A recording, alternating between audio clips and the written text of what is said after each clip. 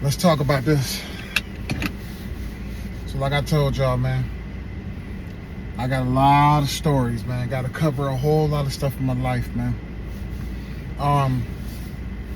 You don't know what real pain is when you think you're in love with somebody and you go as far as getting engaged to that person, and then you get hit with the most, like, you find out the most devastating thing ever in life about that person, right? And what I'm about to tell y'all may seem a little like petty, like, you know, I won't even say petty, but it's like some of y'all might question and be like, well, oh, come on, man, you could have stayed. But nah, when you find out the whole thing, you're gonna be like, oh, okay. So when I was in college, I dated this girl, right? Well, first, let me rewind. When I was going to college, it was one of those schools where it wasn't a whole lot of black people. So there were very few, you know, black women that I saw around, you know, on campus. But then I kind of got hooked up with these black people, and, you know, I was there and I saw, like, you know, a group of black people. I was like, oh, there we go. Boom, I connected with my people. So after I connected with my people, I see this girl. And she was like, you know, she looked pretty good to me, you know. So I was like, okay. So I got to try to pursue that thing.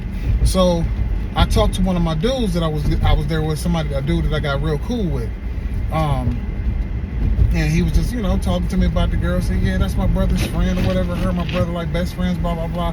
I'm like, all right, yeah, that's cool. So I'm like, man, you know, I got to find a way to get in there.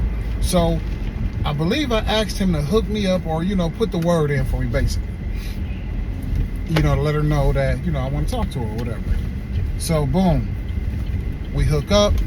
We get to talking to each other or whatever. We hanging out, spending a little bit of time together.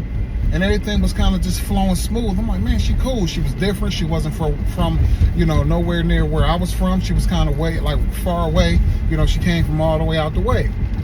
And I'm thinking everything cool. Everything was beautiful, right? We walking around campus. We going to lunch together. We getting to know each other really well. Everything was just rolling. So, cut to, you know, I'm still floating on cloud nine. I'm thinking everything cool.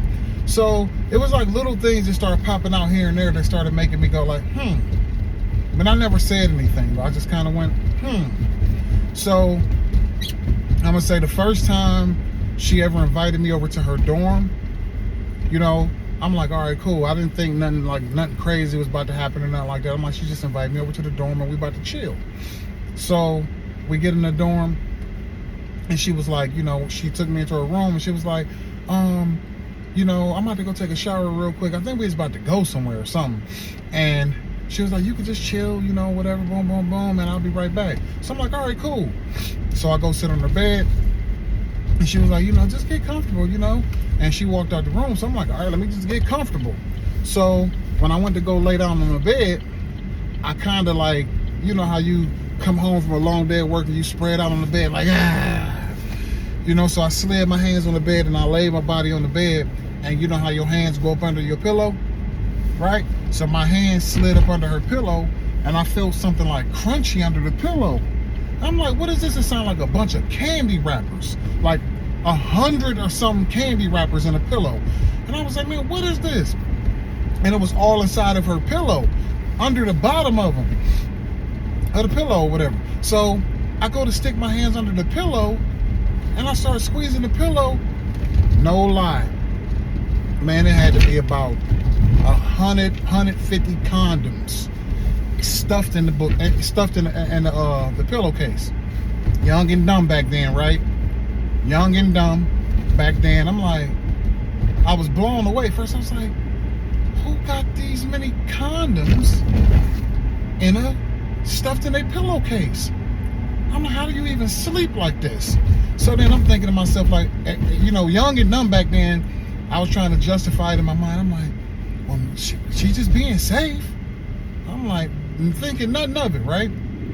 So then, I'm telling y'all, I'm like, I'm sitting there, I'm pondering now. I'm like, oh man, I don't know what to do. Am I gonna say something?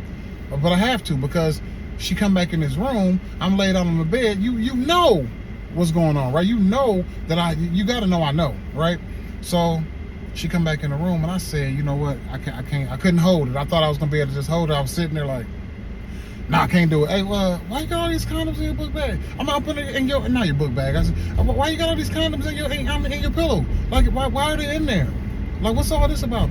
Oh, my ex-boyfriend, they were just been in there for a long time. Ever since my ex-boyfriend, he used to come over and they would just be there for us whenever, blah, blah, blah. And I'm like, yeah, your ex-boyfriend, huh?